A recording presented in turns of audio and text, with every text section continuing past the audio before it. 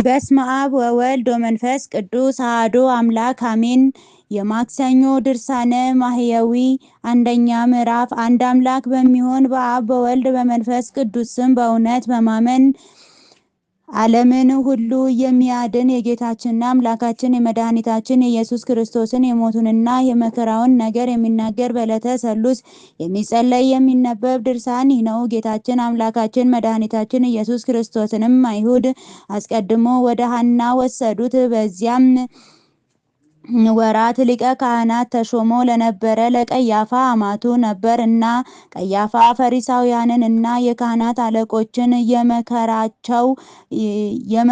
የመከራቸው ነበረ። ሕዝቡም ሁሉ ለመምከር በተሰበሰቡ ጊዜ እርስ በርሳቸው እነሆ ይህ ሰው ብዙ ታምራት ያደርጋል፣ ምን እናድርግ ተባባሉ። እንዲሁም ብንተወው ሁሉ ያምንበታል።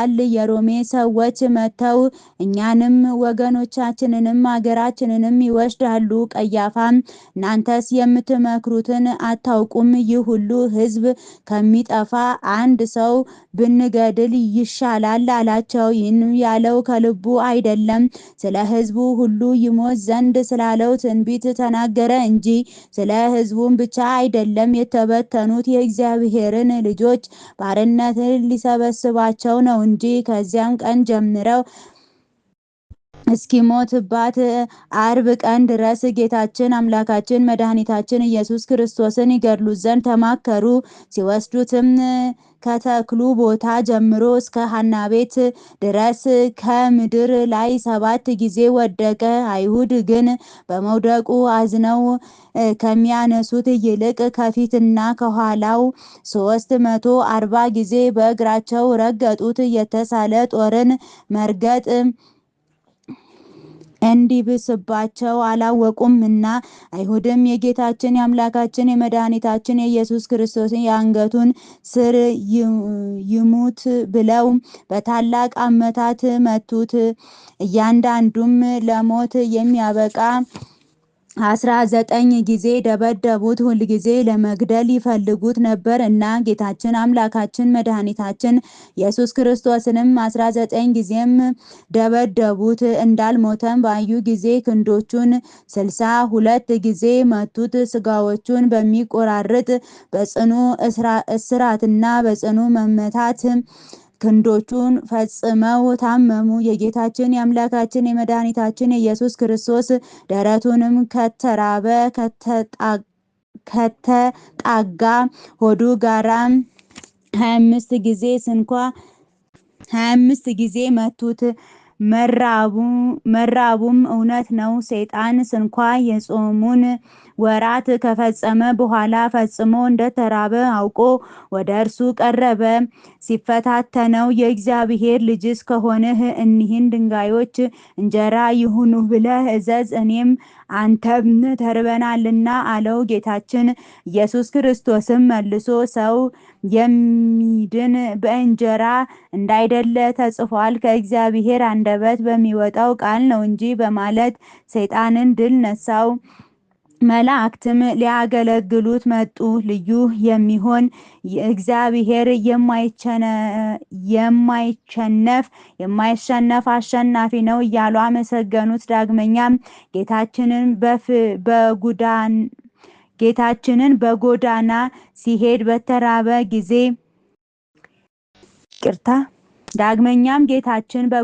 ሲሄድ በተራበ ጊዜ የበለስን ፍሬ ፈለገ።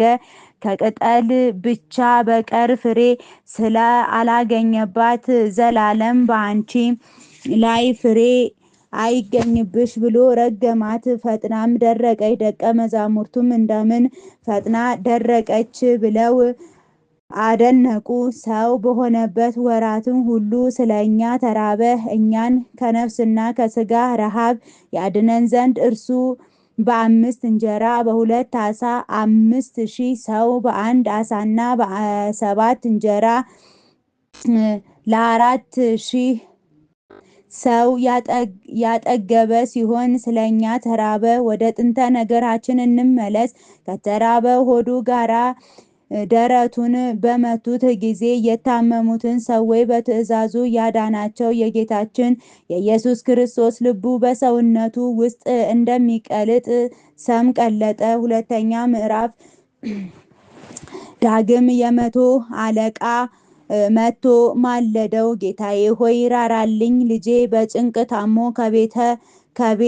ከቤት ሕሙማን ተኝቷልና አለው። ከቤተ ሕሙማን ተኝቷልና አለው። ጌታችን ኢየሱስ ክርስቶስም እኔ መጥቼ አድነዋለሁ አለው። ይኸው ሹም መልሶ ከቤቴ ልትገባ አይገባም፣ በቃልህ ይዳን ብለህ እዘዝ፣ ልጄም ይድናል እንጂ አለው።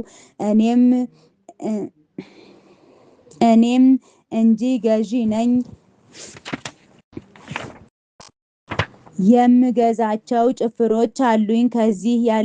ከዚህ ያለው ሂድ ብለው ይሄዳል፣ ሌላውንም ና ብለው ይመጣል፣ ሎሌንም ይህንን አድርግ ብለው ያደርጋል አለው። ጌታችን ኢየሱስ ክርስቶስም ይህን በሰማ ጊዜ ያደነቀ ለሚከተሉትም ሰዎች አላቸው፣ በእስራኤል ውስጥ እንደዚህ የሚያምን እንዳላገኘው እውነት እላችኋለሁ። ብዙ ሰዎች በእኔ ስም አምነው ከምስራቅና ከምዕራብ ይመጣሉ፣ ከቅዱስ አብርሃም ከቅዱስ ይስሐቅና ከቅዱስ ያዕቆብ ጋር በመንግስተ ሰማያት ይመጣሉ። የመንግስተ ሰማያትን ልጆች ግን ለቅሶ፣ ጥርስ ማፋጨት ወዳለበት ጨለማ ያወጧቸዋል። በቃሉ ትእዛዝ ልጁን አድኖ ይህንን የመቶ አለቃ ሂድ፣ እንደ ሃይማኖት ይሁንልህ አለው። ይኸውም ሹም ወደ ቤቱ በተመለሰ ጊዜ ልጁን ድኖ አገኘው። አይሁድ ግን ደረቱን ከሆዱ ጋር በትእዛዝ የሚያድን እርሱን ልቡን መቱት። ሶስተኛ ምዕራፍ። ዳግመኛም የከነዓን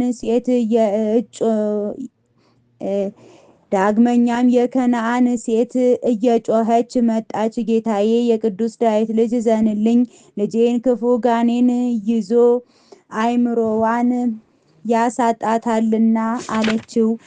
ጌታችን ኢየሱስ ክርስቶስም ለልጆች የቀረበውን እንጀራ አንስቶ ለውሾች መስጠት አግባብ አይደለም አላት። ይህችም ሴት መልሳ አዎን ጌታዬ፣ ውሾችም እንጂ ከጌቶቻቸው ገበታ የሚጥሉትን ፍርፋሪ ይበላሉ አለችው። በልቡም ትእዛዝ ከልጇ ጋኔኑን አወጣ። ጌታችን ኢየሱስ ክርስቶስም ስለ እምነትሽ ያ ጋኔን ከልጅሽ ወጣ፣ ሂጂ አላት። ወደ ቤቷን በተመለሰች ጊዜ ጋኔኑ ከእርሷ ወጥቶ ልጅቱ ድና ልብሷን ለብሳ ከአልጋ ላይ ተቀምጣ አገኘቻት። አይሁድ ግን ደረቱን ከሆዱ ጋራ ልቡንም መቱት። በልቦናውም ትእዛዝ ለምጽ የያዛቸውን 10ሩን ሰዎች አዳናቸው። ቸር ጌታችን ኢየሱስ ክርስቶስ ከበጎ ሳጥን ልቦናው በጎ ነገርን ያወጣታልና፣ እንደዚህም የሚራራ ልብ ግን መከራ ተቀበለ፣ እንደ ሰም ቀለጠ። በመረገጥና በመመታት የውስጥ ሕዋሳቱ ሁሉ ታመሙ። ስለዚህም ነገር ተአምርም መታመምም የእሱ ናቸው። የትስብእትና የመለኮት ቃሎችም ለአንድ ለክርስቶስ ብቻ ናቸው። አንድ ክርስቶስን ወደ ሁለት አኗኗር አንለየው። ሁለት አካል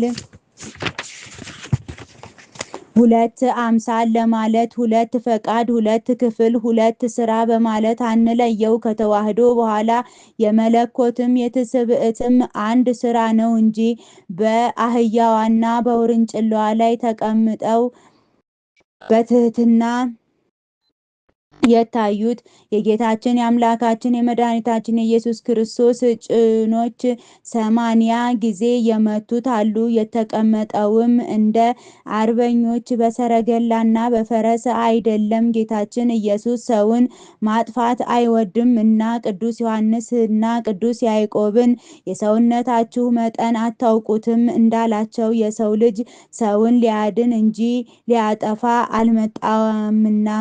ቅዱስ ዮሐንስና ቅዱስ ያዕቆብ አቤቱ ቅዱስ ኤልያስ ከሰማይ እሳት አውርዶ እንዳጠፋው አንተም የሰማርያን ሰዎች እሳት ከሰማይ አውርደ አጥፋቸው ባሉት ጊዜ አላጠፋቸውም። በአህያዋና በውርንጭላዋ በላይ በተቀመጡ ፍቅርና ትህትናን እንዳመጣ ወራቱን የፍቅር ወራት እንደሆነ ተገለጠ፣ ተረዳ። ከጠላቶቹ ከአይሁድ እጅ እንዳያመልጥ በእነርሱ እጅ እንዲሞት ተረዳ። ዮርዳኖስ የፈራቸው የጌታችን የአምላካችን የመድኃኒታችን የኢየሱስ ክርስቶስን እግሮች 47 ጊዜ የመቷቸውም አሉ። ዮርዳኖስም የጌታችን እግሮች ከዳርቻው በደረሱ ጊዜ 40 ክንድ ያህል ወደ ኋላው ተመልሶ ሸሸ። እሳታውያን ከሚሆኑ እግሮቹ የተነሳ ዮርዳኖስ በእሳት እንዳፈሉት የፈላ ሆነ። ኃያላን በሚሆኑ እግሮች ከላይ ነቁ። አንድ የነበረ ዮርዳኖስ ከታች ከሁለት ተከፈለ። በጌታችን በኢየሱስ ክርስቶስ እግሮች ስር አንበሪዎችና አሶች ሰገዱለት። ጠላት ዲያብሎስ ጽፎ በዮርዳኖስ ያኖረውን የቅዱስ አዳምን የቅድስት ሔዋንን የዕዳቸውን ደብዳቤ በእግሮቹ አጠፋላቸው። ጌታችን ኢየሱስ ክርስቶስ በቅዱስ ዮሐንስ እጅ በዮርዳኖስ የተጠመቀ በዚህ ምክንያት ነውና ጌታችን ኢየሱስ ክርስቶስ በዮርዳኖስ ወንዝ እያጠምቀው ዘንድ ከገሊላ ወደ ቅዱስ ዮሐንስ ሄደ ብሎ ወንጌል እንደተናገረ፣ ቅዱስ ዮሐንስም እኔ ከአንተ እጠመቅ ዘንድ እወዳለሁ እንጂ አንተ ወደ እኔ ትመጣለህን ብሎ አይሆንም አለው። ጌታችን ኢየሱስም መልሶ አንድ ጊዜ ስተው ይህ ለእኛ ተድላ ነውና አለው። እውነትም ነገር ትንቢተ ነቢያትን እፈጽም ዘንድ ይገባልና ከዚህ በኋላ ተወው። ቅዱስ ዮሐንስም ጌታችን ኢየሱስን ክቡር ምስጉን የምትሆን ብርሃንን የምትገልጽ የእግዚአብሔር ልጅ ሆይ ይቅር በለኝ እያለ አጠመቀው። የማይዳሰስ ራሱን ዳሰሰው። ውሆችም በራሱ ላይ ፈሉ። በመጠመቁም ክብር ስላጣን ፈንታ በክብር ላይ ክብርን አገኘን። ከተጠመቀም በኋላ ያን ጊዜም ከውሃው ወጣ። እነሆ ሰማያት ተከፈቱለት። የእግዚአብሔርም መንፈስ እንደ ርግብ ወርዶ ከራሱ ላይ ሲቀመጥ አየ። እነሆ የመረጥሁት ደስ የምሰኝበት የምወደው ልጄ ይህ ነው የሚል ድምፅ ከሰማይ መጣ።